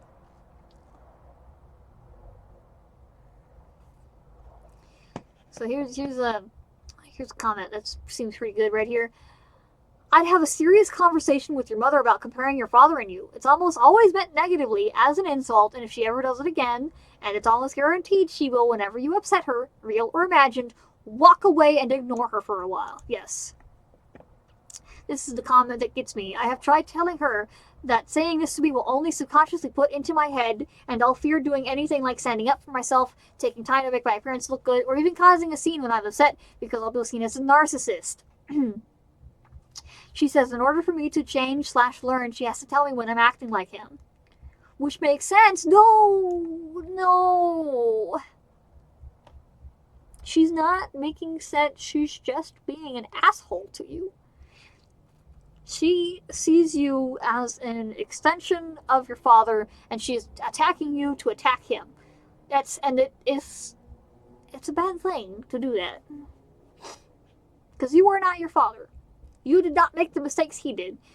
The sins of the father are not the sins of the children. Okay? But it always happens when I want something to go my way. She says I can be too sensitive and dramatic like my father, which honestly I can see the resemblance, but I hate.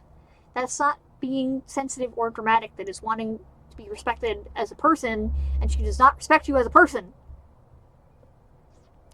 It's frustrating trying to get her to see my perspective, though. It hurts my feelings the way she goes about it. So sometimes I stay silent and try not to engage. It sounds like you're trying to gray rock without even knowing what it is. If she talks to me, I respond. It's not like I'm dead silent. Okay, so he's not gray rocking. But she says that I'm giving her a silent treatment. No, you're talking to her. That is not the silent treatment. Which is what my father used to do, and is a sign of NPD and manipulation. She's the one that resorted to crying immediately when she wasn't going to get her way. She's the master manipulator in the situation. When I was upset and basically not talking to her, she said that it's emotionally immature and that I need to learn to deal with people / stay neutral. She says I should learn how to deal with it and that I'm too sensitive. Which is true, I'm extremely sensitive. You know, wounds are also sensitive when you don't stop poking at them and letting them heal. And it sounds like that's what your mom is doing. She just keeps poking at you and not letting you have any time to rest or heal. And then she gets mad at you for it. She gets mad at you for her failings. But I feel like she always goes about it in a mean way, so I've become emotionally detached around her.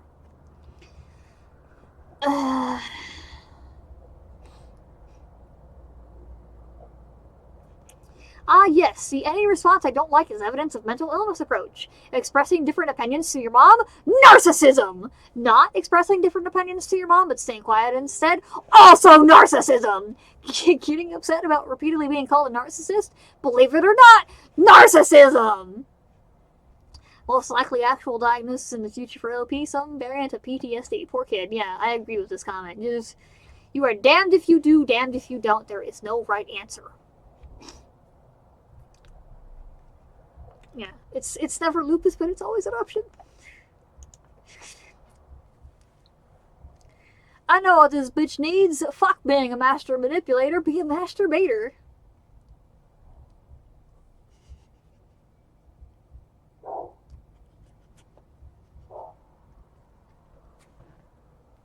Cam.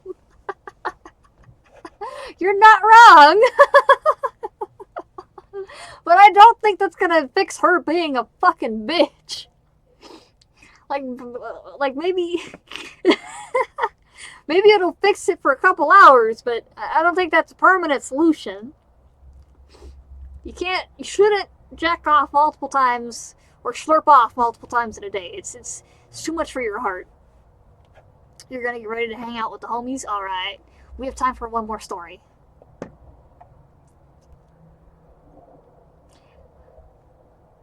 This one sounds like misogyny. My 35 male BF is upset with me, 32 female, because I didn't make his plate and serve it to him during Christmas. Original poster is Goblin Cock. Perfect. It will be if she becomes a master.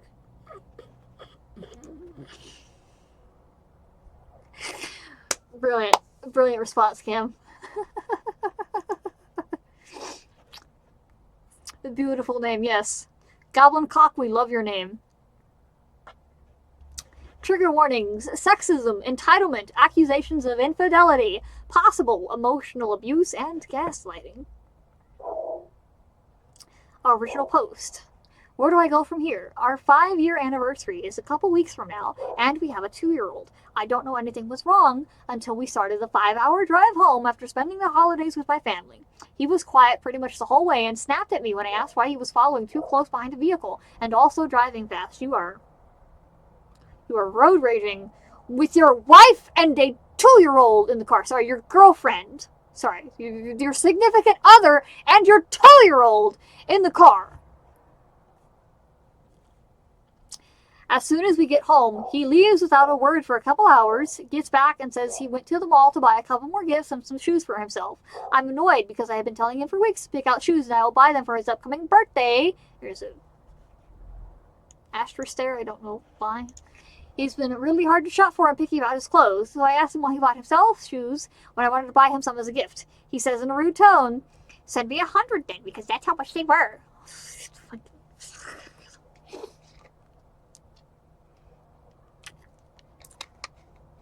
I hate this guy already.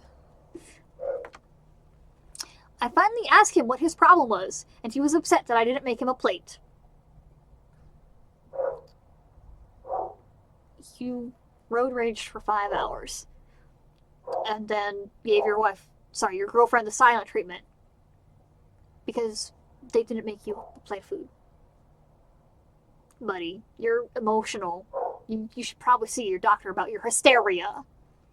I spent over 4 hours cooking for my whole family. Also cooked for Christmas Eve the day before. I was tired. The holidays are exhausting. I couldn't believe he was upset about that. He seemed annoyed on Boxing Day because we ordered pizza and I made a plate for my stepfather who uses a cane. I told him to make himself a plate and he just sat there. He also said I barely looked at him during our visit, and if I did, I didn't smile or look at him lovingly. Like I said, I was tired. My 2-year-old was also extra clingy, and I felt so overstimulated and just tired to be present with my family. Hey, Brave Gooner! How you doing? So who's the bigger baby, the 2-year-old or the entitled man-child? Jesus Christ! Lastly, he was mad because we didn't go sledding with him and my family. I stayed back with my sister and baby niece and we watched a rom-com. I wanted to relax and have some me time and he was upset about that, saying I just wanted to go on my phone, which I did. I got to watch TikToks and just scroll for a bit. I didn't hear the story, but I am firmly on Team Man-Child. Overstimulated. And that's a thing, Bumper. That's a thing, you know? Especially because, kids always cling to the mom, especially when they're that young. Like, you've seen the pictures. Mom is in bathroom. And just the whole family sitting outside the bathroom door. Like, see, here it is. You can't even go to the bathroom without the kids following, right? Just say you're stressed. It's different. A 16-year-old still clings to mama all the time. Exactly. See, Raven knows. Oh. Kids trying to open the stall.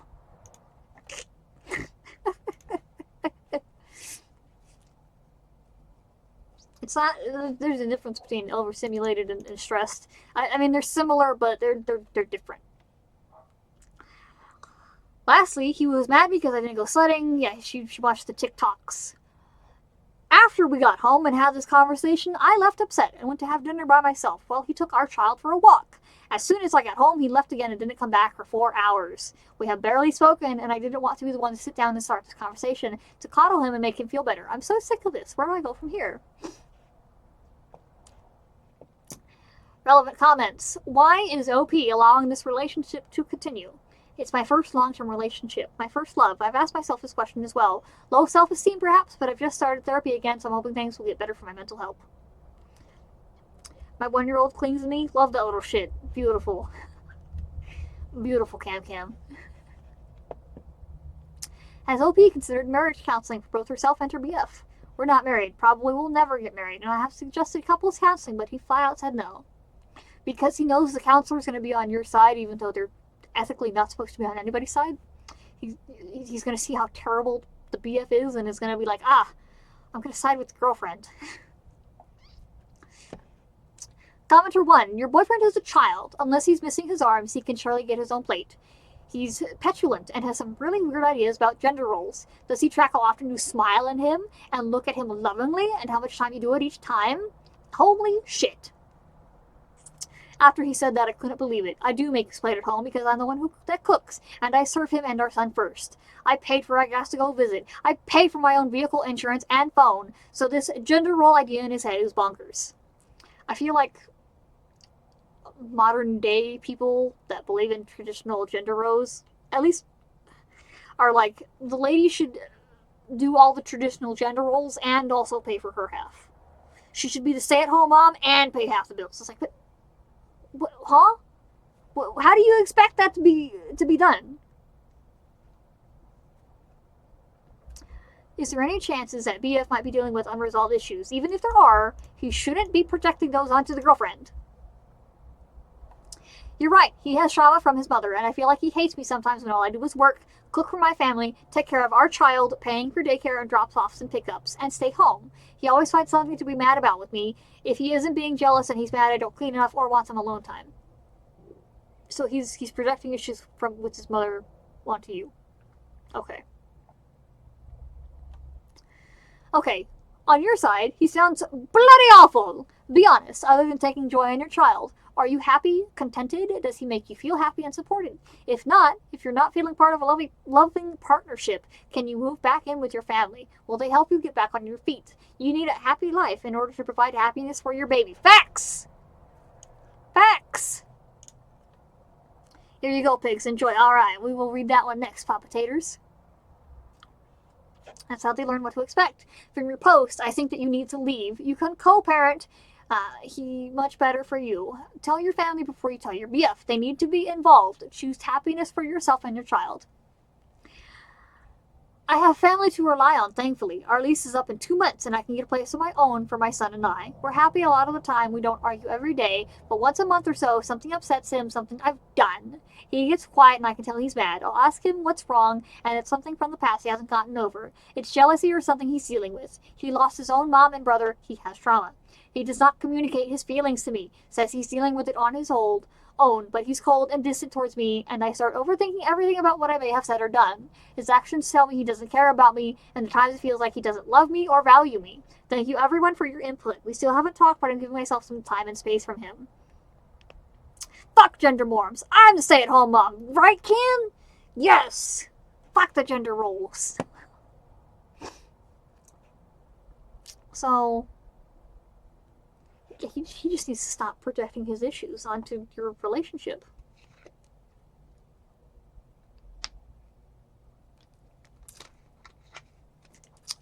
Also, he gets mad at you once a month. What, does he have a man period? Like, what? What?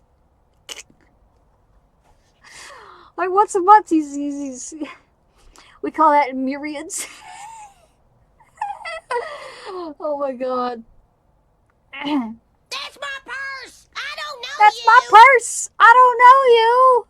Hey, Marlock! How you doing? Pop Potato says, I actually used to have a band.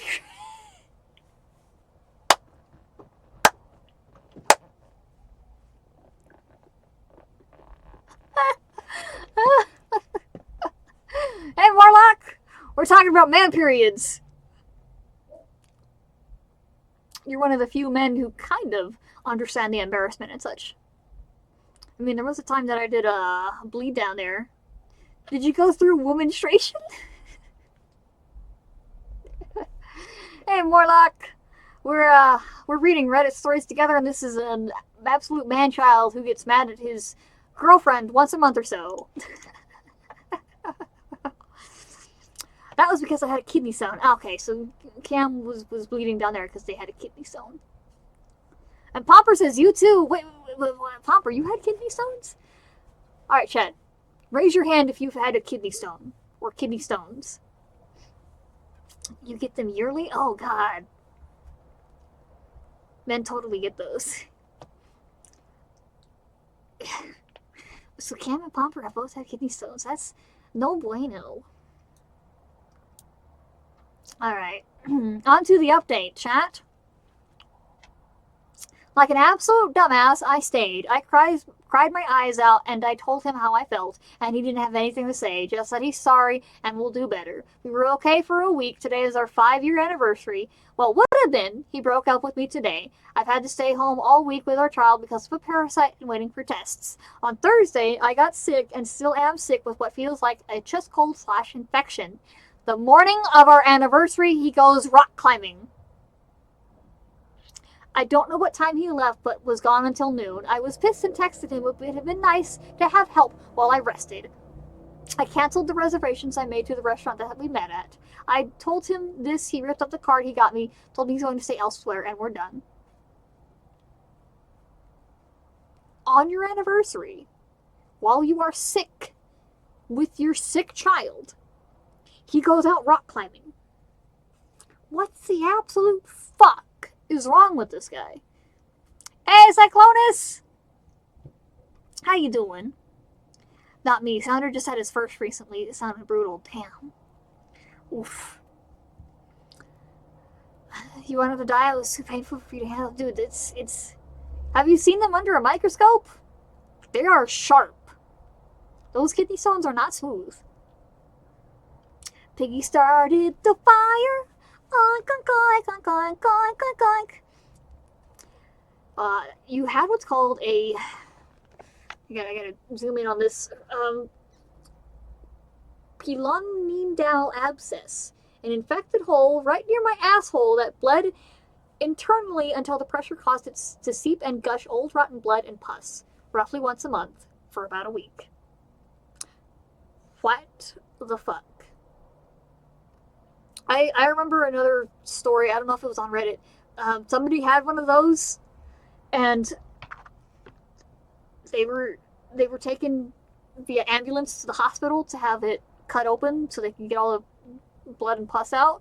And once they did that, they had to close that wing of the hospital for a month because so much gunk came out of the person that they had to detox that wing and just let it air out for a month. Bye, Felicia. She finally sang it. I was in the middle of reading, sir. Commenter 1 sounds way too optimistic, but realistically it's going to be hard for a long while, but she will get a rhythm. Yes. Back when everyone wanted a second butthole. What? Why would anybody want a second butthole? What? Okay. He said I am miserable and just want to be sad, and that I make him pay with all the ways my dad failed me. My father could care less about me, and I have daddy issues. Oh my gosh. He has mommy issues and you have daddy issues. No wonder you guys have been together for so long. Oh my god. I don't think I'm being unreasonable for expecting him to spend the whole day or coming back early from climbing. I didn't even get a good morning, happy anniversary text, but it is what it is. Anyways, y'all were right. I knew it in my heart, but didn't want to believe it. There's no coming back from this, but I'm okay. Thank you for letting me vent and for all of your advice. It's nice to come back from your positive support. I am just glad that the trash took itself out. Yeah, the discomfort and pain, the tenderness when trying to sit, being self-conscious about what I could / not wear for fear of bleeding through. Papa Taters had a burr period. Absolutely, that's what women go through. Once a month. Relevant comments. Number 1. He sounds like a man-child. Now he's gone, I almost guarantee you'll start thriving. With him not around, putting you down, draining your energy, your self-esteem, you'll start noticing a difference. Thank you. Just gotta get over the sad part. I was the best version of myself when I met him. I've lost myself in this relationship, but I feel ready to move forward. Commenter 2. He's an idiot. He's trying to bully you. Bet that once he sees you're chill with it ending, he will panic and beg. I honestly would believe we are both done at this point. Done fighting, done trying to make this work. Kind of funny that our relationship ends on the very day of our 5th anniversary. I don't know how we made it this long. No thank you. Next! Happened once a month or so, for about a week at a time, over the course of 3 years. Oh my god. Papa Taters, is there not a way they could have helped stop that sooner? Or did you just not go to the doctor? I don't know. Comment 3. Honestly, it sounds like he's having an affair.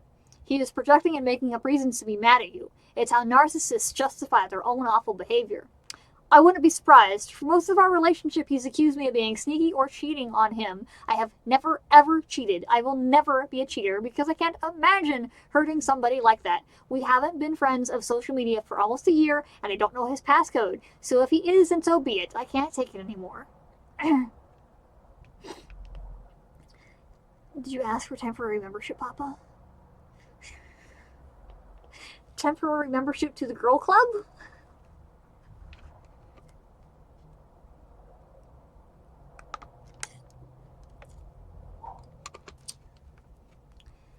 LP explains why she was together with her boyfriend for 5 years, had a child, and no marriage. I think it's a culture thing. We're both indigenous in Canada. Marriage happens so much later in our life in our communities and families. Unfortunately, it said that, quote, Indigenous people attend more funerals than weddings, end quote, which is true in both of our families. We have never talked about it. He called me his wife on occasion. He's only ever been my partner. I just never seen myself getting married, but now I hope to find that lifelong commitment with someone who cherishes me one day, not anytime soon. Yee. Comment. OP needs to get into therapy to deal with these unresolved issues she has. OP, I got back into therapy. I have a session this Friday, so I have a lot to say and a lot to get out. He used to be so sweet and considerate in the beginning. He used to tell me his feelings. He tried to resolve conflicts. All of his actions and word to me as of late are what he truly feels and thinks about me. I'm ready to move on. Alright, hold on. I gotta go grab Papa Taters' link. It's that story. Oh, I know it's dark on the screen. There we go.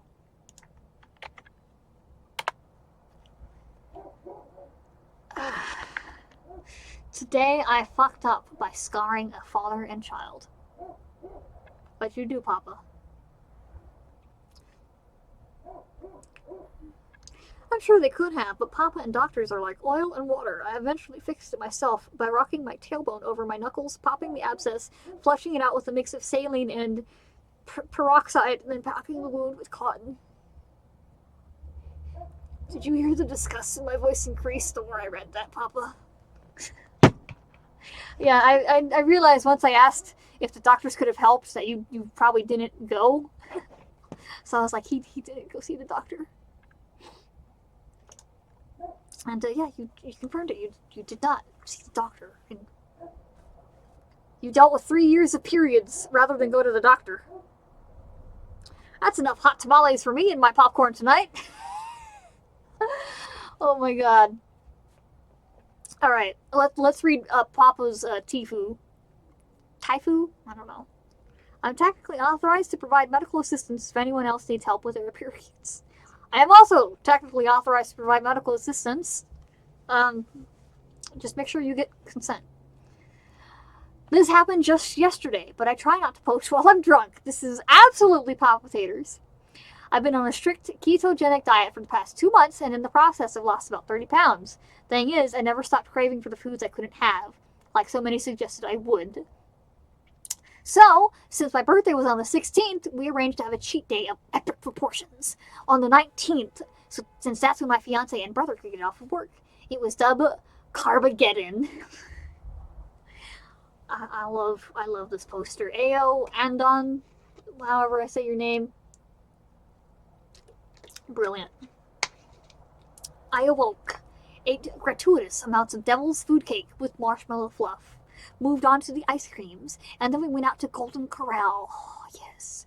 For the main portion of our gluttonous adventure, I ate in ways that would frighten most people, engorging myself on an unholy mixture of pizza, bacon, fried chicken, mashed potatoes, hush puppies, fried okra, barbecue meats, roasted squash, corn on the cob, chocolate-dipped everything, and enough desserts to drive Wilford Brimley insane! Excellent. Around my fourth plate of carb love, I felt a familiar rumbling in my stomach. I call these... You know what I call these? I call these doom gurgles. Diabetes! No sooner had I set foot in there than I heard the door open behind me for somebody else to enter. Now what you should understand is that I'm pretty bladder shy, so my first instinct is to just wait a few minutes for the unfortunate intruder to finish and leave. As fate would have it, though, my unwanted poop mate was a bit on the slow side, because he was a very small child being assisted by his father. Aww. The doom gurgles, no bueno. My sphincter stubbornly slammed itself shut, but my stomach continued to churn as the child slowly did his business. And so, while with bated breath and wincing grunts and coughs, no doubt in my paranoid mind that I sounded like some kind of creep, breathing all heavy and whatnot, I held back the literal shitstorm that was to ensue. The child finished and got up to fasten his pants, but refused to let his father help him with this part, apparently feeling independent. My innards let loose with a burbling groan that let me know in no uncertain terms that I would no longer be able to hold out. My asshole erupted with a pressurized torrent of gas and liquefied shit that I'm sure could be heard and smelt outside the restroom. There was a brief pause as I heard the father gag, and I did my best to stifle a chuckle. The child, his innocence shattered, asks his father, "What was that, Daddy?" My ruined bowels answered him with yet another wretched symphony, and the father managed to choke out, "Just hurry and finish! We need to go! Now!" Hearing this, I burst into laughter, fecal fountain still blasting the once proud porcelain beneath me, cackling and swearing like some sort of mad god. What the fuck? When I got back to my table after no small amount of paperwork, my party let me know that just before I had come out, they saw a man practically dragging a child behind him who rushed out into the parking lot to leave, but vomited before he got to his car. TLDR, I'm not sure if I should be more ashamed of the food before or after I ate it. Ah, fuck it, this was an achievement. P.S. I returned to my diet today, albeit with some carbs returned to me, so hopefully the cravings stay at bay this time. Getting in shape for police academy, so I needed to slosh some weight, gain some muscles before attending their physical fitness examination. Congratulations, OP. You definitely scarred a man and his child. You violated their nostrils.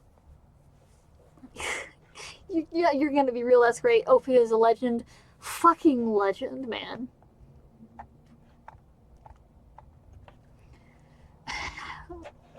$221 people are fucking up currently. Brilliant. Brilliant. OP is a legend, yes. Yes, he is. Legendary stank. Alright. And with that, fuck those be like Bob Beans. Be like this guy. And with that, we're gonna call it here for today, chat. That is 2 hours of me reading Reddit stories. Illegal! My throat is telling me it's illegal to continue reading. I need orange juice. We're gonna see if anybody is live right now. Quietly play some gamage. I need to eat and bio break and all that. Hugo Larange.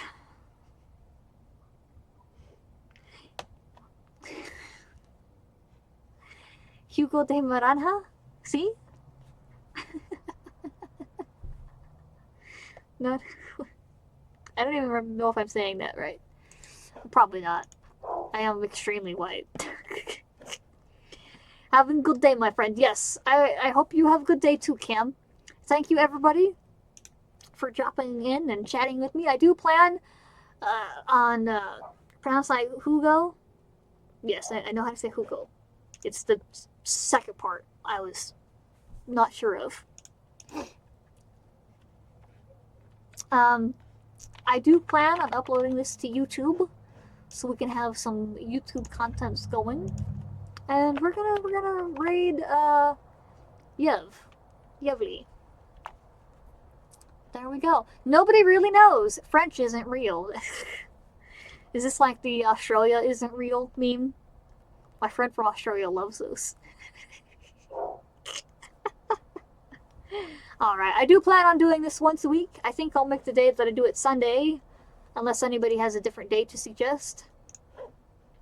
Because I feel like Sunday is it's a good day to get us ready to go back into the week. You've been to Australia, definitely real. No, you're just another paid actor.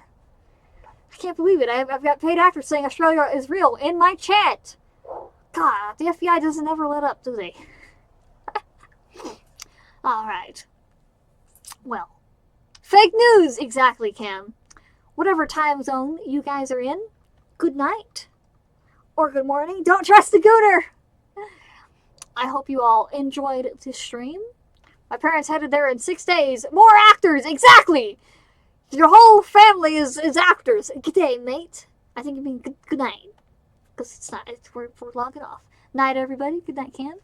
And I hope to see you all at the next stream. Just a reminder, next stream is tomorrow at 6 p.m. Piggy Standard Time. I do plan on playing some more Dredge. And I hope to see you all there. Bye-bye.